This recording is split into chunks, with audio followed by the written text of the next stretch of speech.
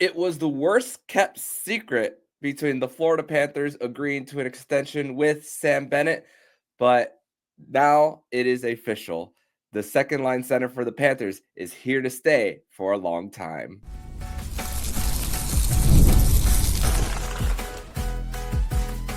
You're Locked On Panthers, your daily podcast on the Florida Panthers. Part of the Locked On Podcast Network, your team every day. And welcome into the Sunday, June 29th edition of the Locked On Florida Panthers podcast, part of the Locked On Podcast Network, where it is your team every day. Thank you for making the Locked On Florida Panthers podcast your first listen of the day. I'm Armando Velez, and you could follow me on X at MondoMan12. That is Jim Biringer from Full Press Hockey. You can follow him on X at Jim Biringer. Today's episode is brought to you by FanDuel. And right now, new customers can get up to $150 in bonus bets if your first $5 bet wins. You could do that all on FanDuel. So, Florida Panther fans, grateful to be back here once again on another edition of the show. Today, we are going to discuss the Florida Panthers and Sam Bennett agreeing to a contract extension. We're going to, in segment number 2, we are going to discuss the state of the Florida Panthers roster when it comes to the percentage of the cap and where it leads into their future. And then segment 3, we are going to discuss our surprises from the draft, to go over the Panthers draft class and what to expect out of free agency, which is just 2 days away. But Jim, welcome to the show, my friend. And I'm glad to get you on here after we bumped into each other in the Stanley Cup final, sitting next to each other and experiencing the Florida Panthers lifting their second consecutive Stanley Cup. So welcome to the show, my friend. Armando, thank you so much for having me here. Glad to be on Locked On Panthers on this network. It was great running into you down at the Stanley Cup final. So much fun. Another Panthers victory back-to-back. I'd said going into Game 6, I talked to some people after Monday in their practice. I'm like, yeah, this isn't going 7. They're winning on Tuesday. And there was some skepticism, but I'm like, my gut tells me Florida's winning, and my gut was right. It's funny because there was even a point for me where I knew that the Panthers were going to find a way to win the series, even though they blew a 3-0 lead in Game 4 because of the amount of ammo that Chris Knobloch ran out of when it came to the goalie change, and then all the different switches of the lineup for them. And I'm just thinking the Panthers are fine even after that. But let's get to the main topic of the day that we are talking about. So Bill Zito loves to do these Friday night news dumps. We saw it 3 years ago when he traded for Matthew Tkachuk. That happened around 11 p.m. But just a few hours before the draft, around like 60 to 90 minutes, the news became official of the Florida Panthers and Sam Bennett agreeing to an 8-year extension worth $8 million AAV, and that will go until the 2033 season. And we all know of the video that Sam Bennett had at Club 11 putting his Leonardo DiCaprio impersonation. We can't swear on the program, but saying that he's not bleeping leaving. And then he actually even spoke about in the press conference via Zoom after that his agent wasn't so happy about it. But when it comes to just the fact that Conn Smythe Trophy winner, hit 15 goals in the postseason, 13 of them being on the road, how, when you view this contract, I know you cover the NHL at large, Jim, but looking at this contract and seeing how the Panthers are able to get it done with still a lot of work to be done, how do you view the Panthers being able to get it done? I mean, this is a great contract, right? I think they were trying to get the Verhage deal, right? But yeah, the fact that like he had 15 goals, led the playoffs in goals, the way he played, 13, like you said, 13 on the road, he wins the Conn Smythe Trophy. What he brings, $8 million is a fair price for a guy that averages maybe 50 points a game, if that, 50 points a season, I should say, if that, maybe less than that. What he does and what he gets, he's getting paid for his playoff production. And he said in his press conference and his media release, right, during Zoom, he said, I fit this system. I fit this team. He could get money elsewhere. He said he could take more money, get individual statistics, all that. But does he fit?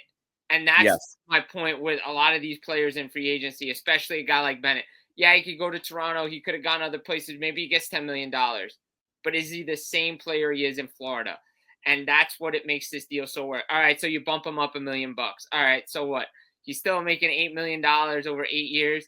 The cap's going up. It's a pretty good deal for a guy that didn't want to leave. I know the chance at Elbow Room the day after 8 more years. Like, they were putting so much pressure on Bill Zito. And even Zito said after the Stanley Cup final and the media scrum, he's like, yeah, I'm going to try to find a way to get everybody signed, especially Bennett.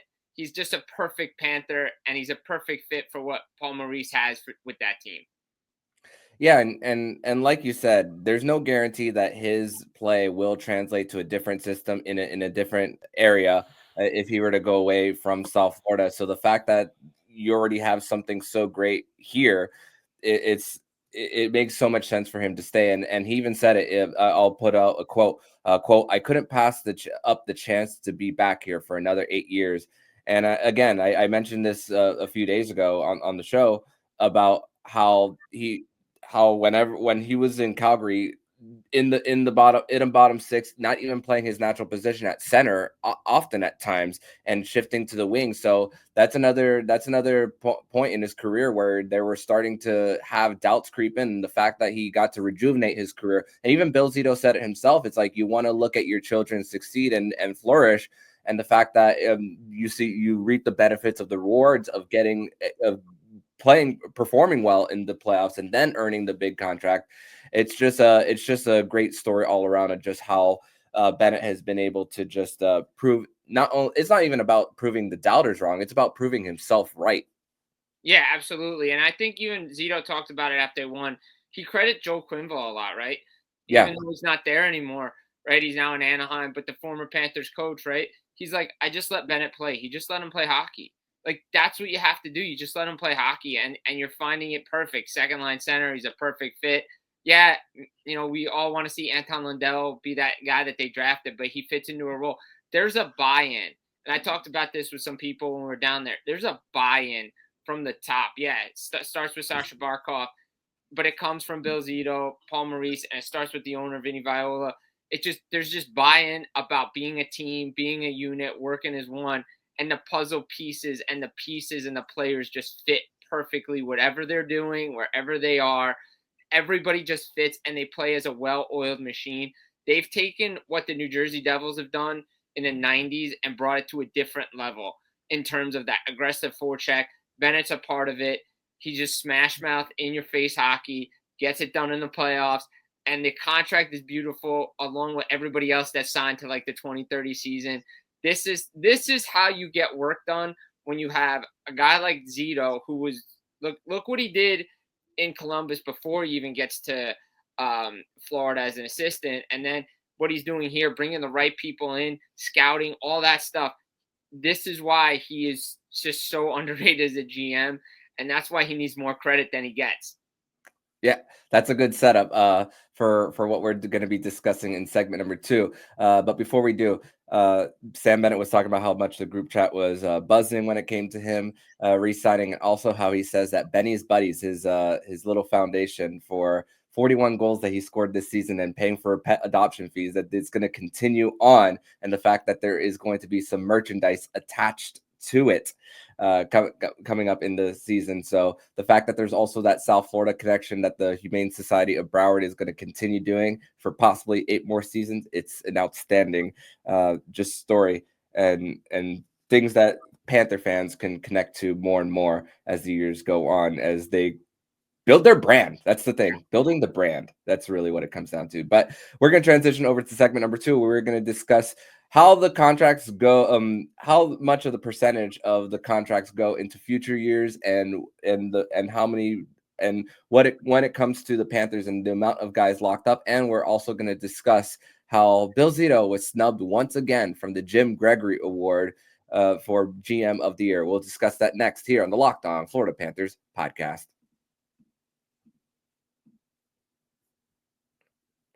Today's episode is brought to you by FanDuel. And summer sports are in full swing, and whether you're all about baseball under the lights, golf on the green, or high-stakes soccer action, FanDuel is the best way to make every game more exciting. You're already following the action. Why not make it a little more thrilling? With FanDuel, you can get in on the game with while your friends are getting sunburnt on the beach. I've been using FanDuel to track my favorite matchups, and the app keeps keeps it fresh with new daily promotions and always fun to bet. And with although hockey season's over and free agency is set to hit, the summer is coming, which means we're in full baseball season. The Marlins have won 3 straight series.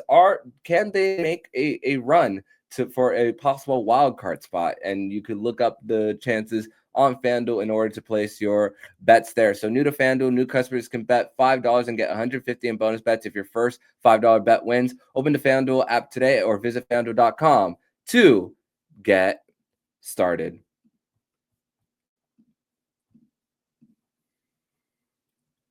Segment number 2 here on this Sunday, June 29th edition of the Locked On Florida Panthers podcast. Armando Velez here with Jim Biringer from Full Press Hockey here on the show, joining me to discuss Sam Bennett and everything when it comes to just the Panthers situation, when it comes to the amount of players they got locked up. And Bill Zito did not win the GM of the Year award. It was given to Jim Nill for the 3rd straight season. He got 17 first-place votes, while Zito had 12.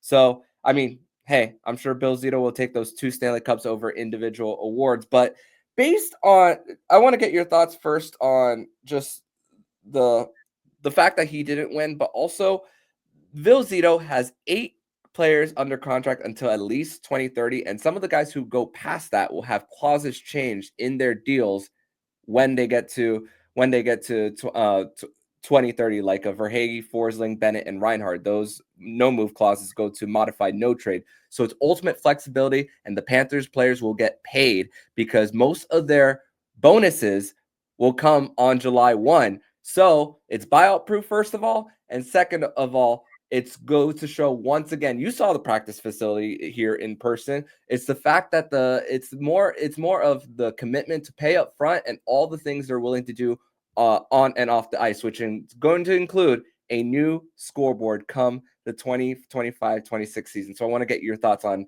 him getting snubbed and the contract structure for the Panthers core. Yeah, I think I talked about this with a couple of guys at the final and even after. Bill Zito is the best GM in the National Hockey League right now, bar none. Blowout away, 2 Stanley Cups, what he's done, 3 finals, right? Like he's been to 3 straight finals, this team, since he's been there. He's changed the culture. After they get swept by Tampa the 1 year, he's like, nope, not good enough anymore. All right, we're going to change who we have, take a 115-point player off the team. We love him, but we're going to bring in Tkachuk, changes the entire identity of this team. And you look at it, yeah. Okay, Jim Nill, congrats to Jim Nill. I've talked to him before. He's a good guy. Look, the Mikko Rantanen trade, fine. All right, if that's what we're basing it on, it's great.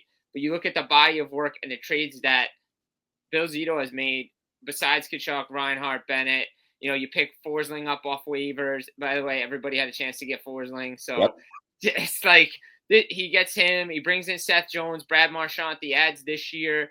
You move out Spencer Knight, the goaltending. Like, everything he's done has been magic. And again, I think he's done more this year because go back to the offseason. Brandon Montour is gone. You have an opening on the right side of your defense. Takes him right before the trade deadline around the Stadium Series to get the Seth Jones deal done. So he's got the void. Now he's got the right side set. He may have to do it again, but we'll get to that later on. But again, that's the genius of Bill Zito and the commitment by the ownership to allow him to do things like that. And that, to me, if you look at a body of work, not just a trade, that's, to me, is where you win the Jim Biringer award. I think, be honest, the GM of the Year award, look, it's a great award and everything. It should be based on results. And I know it's a regular season award, but I think the GM of the award, everybody agrees it's Bill Zito this year just because of what he's done. And the commitment to the team and the structure that they have, everything is set up for this team to be successful for a very, very long time. Like I said, not to mention, while the contract structures are great up to 2030, look at the cap space they're going to get come 2027 in that offseason to keep this thing going. Right? Now, look, to be fair, we were in a flat cap situation, COVID, like everything like changed the league for some of these other teams. So we don't know what would have happened with like Tampa and all those teams, right? But now the Panthers have the luxury of a rising cap, contracts coming off the books, getting players to buy into their system. Oh, yeah, by the way, you're an older player, come 2030, 2031, all right, we can move you, bring somebody else in. Like, this is what winning teams do. And he has a great staff there. And that, to me, is why Bill Zito is one of the best GMs, if not the best GM in the league. Yeah, and I feel like I'm going to put another Leonardo DiCaprio reference. The fact that it took Leo a long time to win an Oscar, I feel like it's going to possibly be the same thing with Bill Zito winning the Jim Gregory Award. And it's funny, you mentioned the cap flexibility. This is also a product of how Bill Zito managed the flat cap before, and now it's all coming. The results are actually showing up right at the forefront in everybody's faces because of what he was able to do prior to it with the Barkov and even Tkachuk contracts. I mean, to think that he still made that Tkachuk trade with having a majority of Keith Yandel's buyout on the book as well, and also having a little bit of a hole on the defense with trading Mackenzie Weegar at the time, and also the fact that a third pair defenseman in Dmitry Kulikov, you sign him to a really cheap deal, and he's able to temporarily be on the second D. Who knows if maybe he's asked to play that role again once they try to accumulate a little bit of cap space to maybe make a midseason trade again for a right-handed shot defenseman. We'll see about what happens there. But looking at this, you mentioned the fact that the Panthers will have even more cap space going into next year. Right, next year's projected cap is going to be $104 million. This year, it's going to be 95.5. Without looking at Puckpedia, Jim, of all the players who are currently under contract going into 2026, how much percentage do you think that the Panthers core, the guys who are at least there until 2030, how much percent of the cap do you think they'll take up? If you had to put a number on it. Probably, I would think maybe at least 30, 35% of the cap. And that's pretty good. It might be even less than that.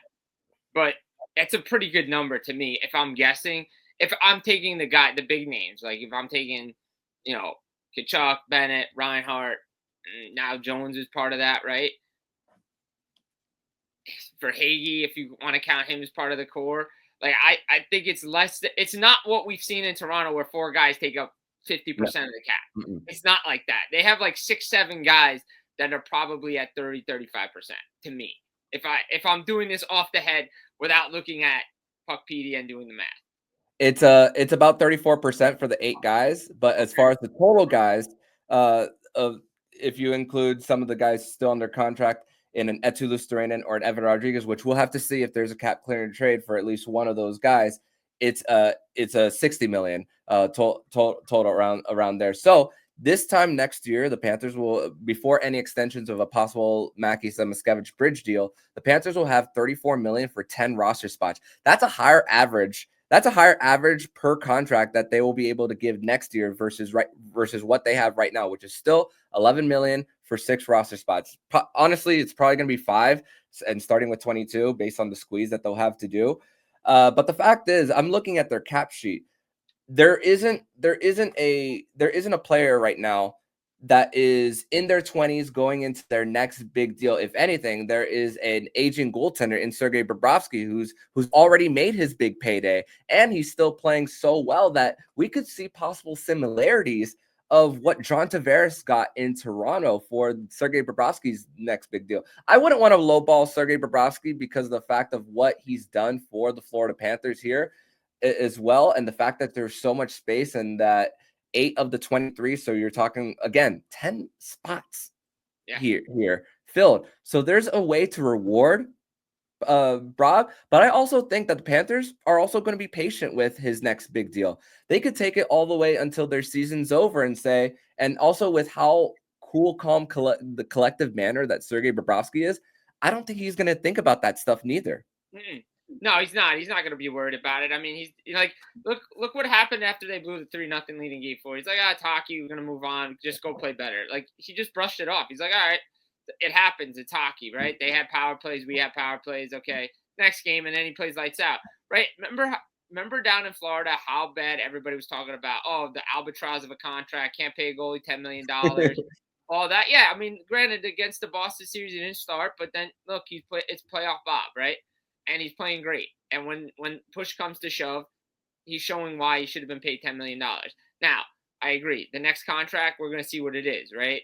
Aging goaltender, late 30s. Let's see what we're going to do here. Like, do we go 4 years? Do we go 3 years? They've just brought in Tarasov from Columbus, a Bill Zito draft pick when he was in Columbus. Mm-hmm. That's maybe your predecessor, your next guy, the guy in waiting for Florida, is see what he can do in a backup role. I would think they're going to try to get him $7-8 million on the next deal. But again, that's down the road. They don't really have to worry about it right now. They really, really don't. Like, they take it to the end of whenever this contract's up next couple of years and be like, all right, we'll deal with it at the end of the year. Like, we'll take care of it like they've done with Bennett, with Reinhart, right before July 1st. Okay, deal's done. We'll move on. Next guy. And like you said, Lundell's on a great contract. We'll see if they have to move Rodriguez out there. Utu Lusterainen is such a great player for them. They're going to have some decisions to make, don't get me wrong, especially this year. But moving forward, I mean, they have so much cap flexibility. This team's going to be together for a long time. Yeah. Maybe not a lot as of right now, but it'll definitely, at least with a little bit of patience, they will be able to see how they're able to fill it in the roster, and still lots of things to get done. As right now, it's still the two big free agents that the Panthers have left to try to keep. They'll have to. There's still questions up in the air of what is going to happen with their statuses of the contracts. So we're going to transition over to segment number 3, where we're going to discuss that the surprises of the draft, go a little bit over the Panthers draft class and what to expect come July 1. We'll discuss that next here on the Locked On Florida Panthers podcast. Segment 3 here on this Sunday, June 29th edition of the Locked On Florida Panthers podcast. Thank you once again for making the Locked On Florida Panthers podcast your first listen of the day. Armando Velez here with Jim Biringer of Full Press Hockey here on the show. So the draft happened rounds 1 on Friday, a decentralized draft, which Drew Livingstone of the SDPN network had a tweet saying, "I can't wait for this decentralized draft. The draft picks are gonna go quick." Not so much. We were almost at 11:30. Not so much, buddy. Not so much. 11:30 is when it ended, and I'm just thinking, oh, come on. And I think we're likely going to go back to the centralized draft come next season because of what happened here, and the fact that by the time the 7th round came around, the Peacock Theater was really starting to empty out. If you had the teams there, chances are there'll be a lot more engagement all the way until the end. Even the Edmonton Oilers' last pick, he was one of the few to stick around at the very end. But one of the coolest things, there were so many cool things from the draft on Friday. I mean, the fact that they put the ribbon for breast cancer for Matthew Schaefer's mom, honoring him, and then the initials on the back of the jersey. A few other things of Roger McQueen being helicoptered from LA to Disneyland as he was drafted by the Ducks. The fact that Porter Martone, the Philly identity, him drafted there as well, but also the fact that the Pittsburgh Penguins, their draft pick after they traded back, it was a guy who looked up to PK Subban, wanting to play hockey, and now he gets to live out his dream of playing in the NHL. What were the biggest storylines for you when it came to the draft? Yeah, I mean, obviously it started early, right? The Noah Dobson trade for Montreal. They get Noah Dobson, but the Islanders get 2 picks. And I think that was a big story. Could they get James Higgins, the local kid? They're trying to move in. They tried to move in, tried to get 4, tried to get 5. Philly said no at 6 because they had a feeling Martone was going to be there. Then Boston came, and that was kind of the pick I was circling. It was like, if they can get in the Boston pick, I think that's where he would have been, right? Like, that's the guy. Like, that's the spot. Boston BC guy. Yeah, BC guy. Boston gets Hagen, Happy Gilmore, Adam Sandler. That was cool to get him there. But I think the big surprise to me is how much this is, and it's kind of cliche, and I'm on a Panthers podcast, but the Florida Panthers style players were drafted in the first round in the top 10, like the big physical guy. If you were a big guy, beefy, you could play. That's what they were looking at. Guys under 5'10", you were 5'8". Even if you had a lot of skill, you were dropping. And James Hagan shouldn't have dropped, but there was a lot of over scouting on him. I personally had him 1 because Schaefer, yeah, played 17 games. It's all great and everything like that. But again, give me the guy with the high talent, the high skill. He's going to do it. But again, so many Florida Panther type players went in the first round. It was, I mean, especially Philly with Marchand. That's a perfect guy for them, the way he plays. But I love I just like they tried something, right? All right, they don't. All right, a lot of criticism. Okay, but the fact of the matter is they tried it.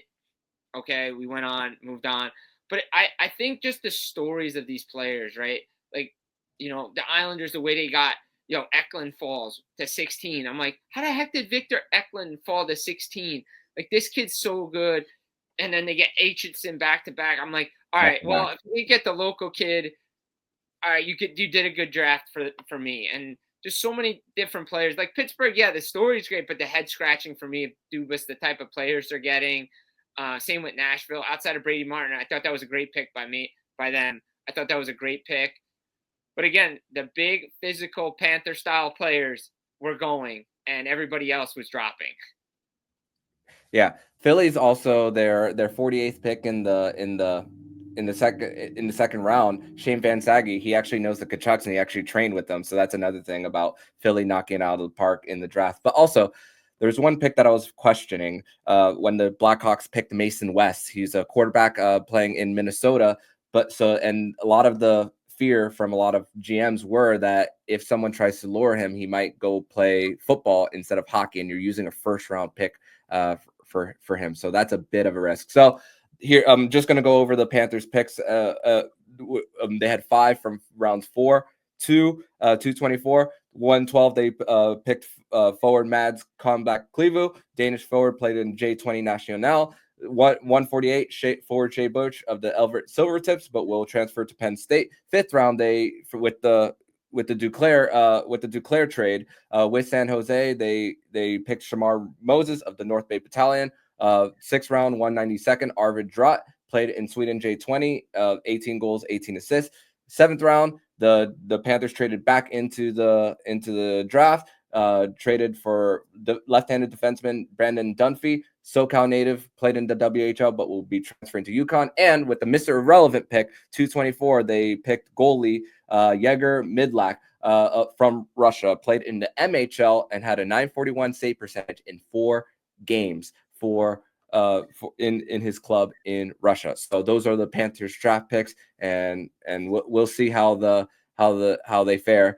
As Jason Bukala, it was just as a person who watches the Panthers, it was so great to see, because he worked in the scouting department, mentioned Brian McCabe, mentioned Roberto Luongo about how great of a job they're doing. Also talked about his experience with the Florida Panthers as well. So that was also great to see if you were a Panther fan watching the draft.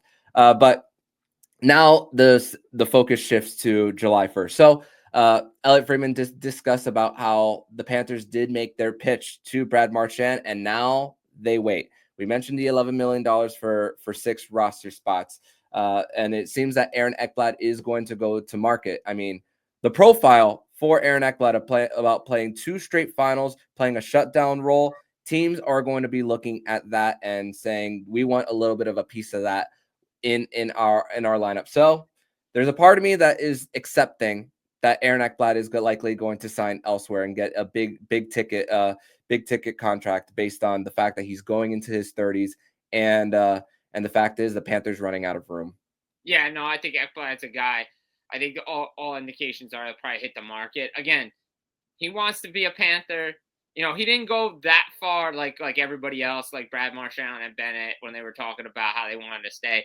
He was a little bit more reasonable and coherent when he was talking about this stuff. And I don't think he wanted to get his agent mad about it. But like to me, I think if he really wants to stay, he's got to take a pay cut, and it's got to be like $6 million.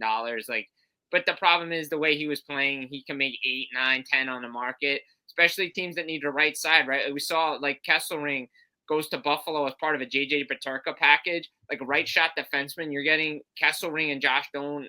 You're sending a right shot D. So there's a void. Utah could use a guy like that. The Islanders could use a guy like that. There's so many teams that could use right shot defensemen especially a guy that's won, like Ekblad. He's so good. And I know he took a lot of criticism, but he's such a good player. It would be a tough loss for the Florida Panthers because now Bill Zito, again, has to go find a right shot defenseman to replace Aaron Ekblad. I mean, I know Seth Jones will slide up, and now you got to find a guy that can slot in your top four for a while. It would be shocking if they did get something done because I feel like he is going to go test the market. But you never know. He could pull Stamkos and be like, oh, I see what's out here. Maybe I just want to stay.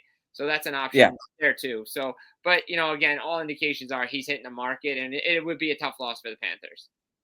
No doubt. And I think he'll visit other teams. I don't think it will be an immediate decision neither. Also, the NHL has been trying to crack down on teams when it comes to tampering because they did not like how quick the releases were of contracts come July 1st last year. And speaking of tampering, possibly, there has been some news in the rumor mill when it comes to sign-in trades that there was a discussion during the draft about the Vegas Golden Knights and Mitch Marner trying to trade UFA rights, sending Nick Waugh and Nick Hague to Toronto. In exchange, they're trying to clear cap space. Alex Pietrangelo is going to hit LTIR possibly to come the season. He also skipped 4 nations due to an ailment in his body.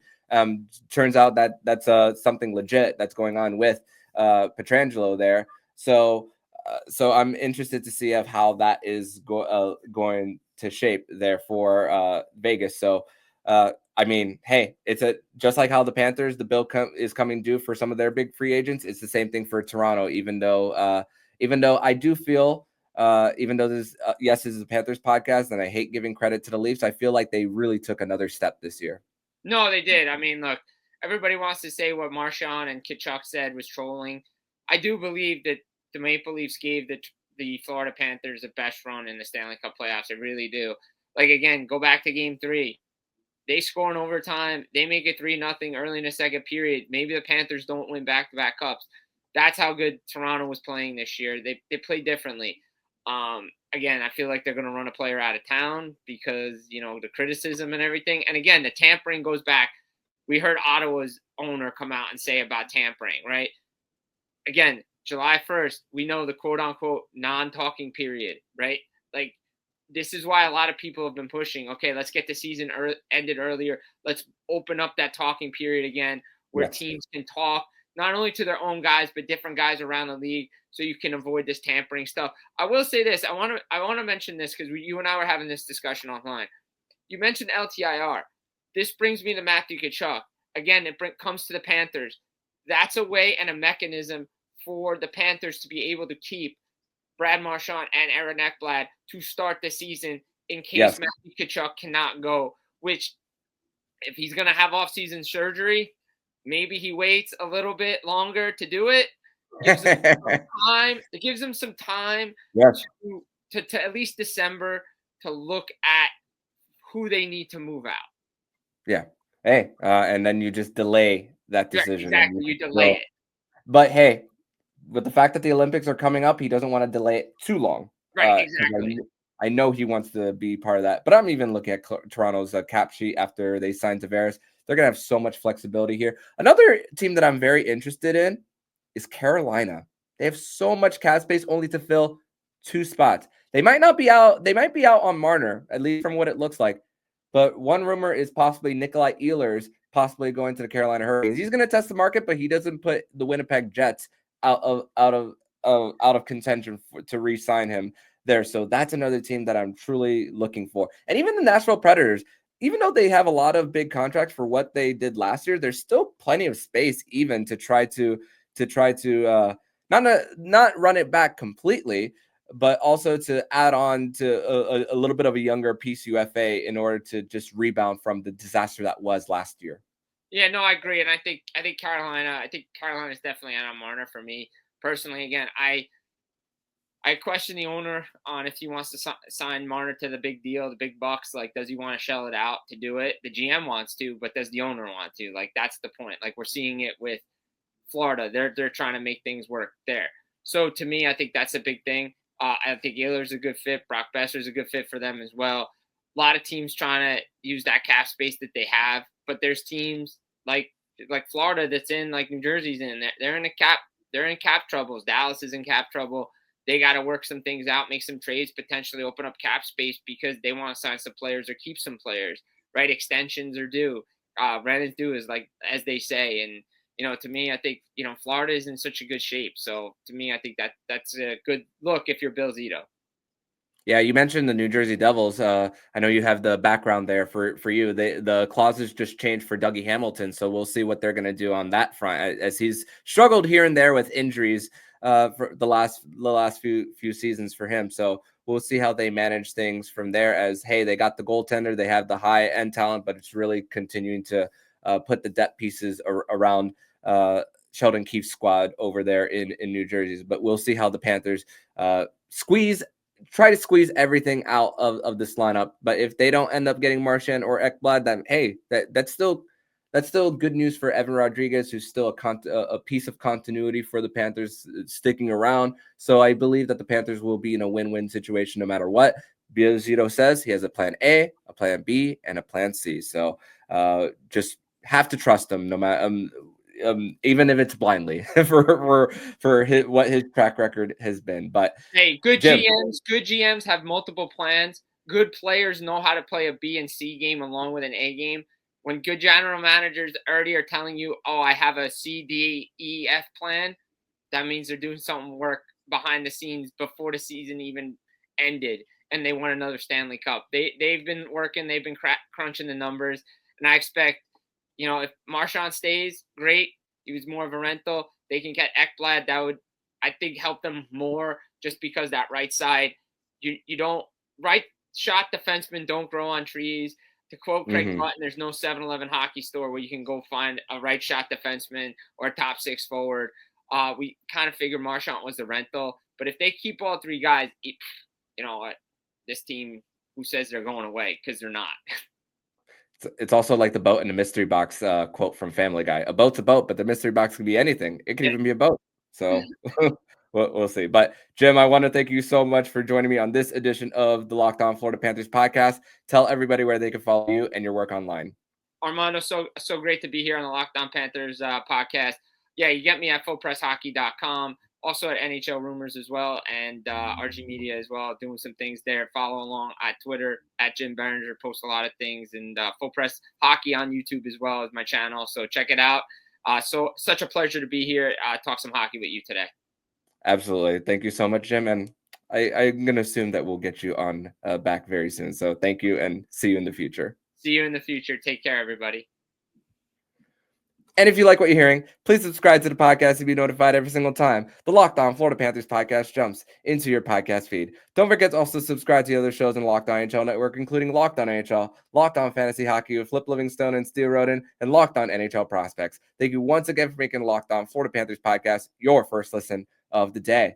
So I'm Armando Velez with Jim Biringer, and you've been listening to Locked On Florida Panthers podcast, part of the Locked On Podcast Network. We're your team every day.